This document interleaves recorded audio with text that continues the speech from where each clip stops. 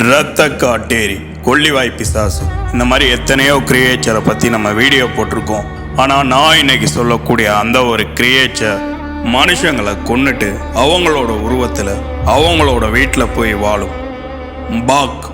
யார் இந்த பாக்? இதுக்கு பின்னாடி இருக்கக்கூடிய அந்த மிஸ்ட்ரி என்ன? இந்த ஒரு கிரியேச்சர் ஏரி, குளம், ஆள் நடமாட்டமே இல்லாத குட்டைகளில் வாழக்கூடிய ஒரு வாட்டர் டீமன் தான் இந்த பாக்.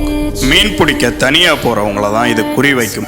முதல்ல அவங்கள தண்ணிக்குள்ளே இழுத்துட்டு போய் கொன்னுரும்.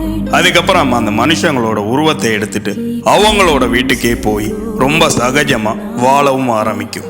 அஸ்ஸாம் அப்புறம் வடகிழக்கு மாநிலங்களில் ரொம்பவே பிரபலமான ஒரு கிரியேச்சர் தான் இந்த பாக். இந்த ஒரு மனுஷன் உருவம் எடுத்த பாக் சமைச்ச உணவுகளை விட பச்சையான மீன்களை யாருக்கும் தெரியாம நடு ராத்திரி சாப்பிடும். இந்த ஒரு கிரியேச்சருக்கு சுட்ட மிளகாய் வாசம்னா ரொம்பவே பயம். அதை வச்சுதான் அது மனுஷனா இல்ல பாக்கானே கண்டுபிடிப்பாங்க. பாக் மற்ற கிரியேச்சரை விட பார்க்கறதுக்கு ரொம்ப கொடூரமா இருக்குமா.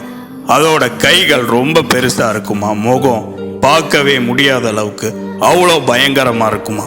பாக் கிட்ட ஒரு வித்தியாசமான சக்தியும் இருக்கு. அது கிட்ட ஒரு மந்திர பை இருக்குமா.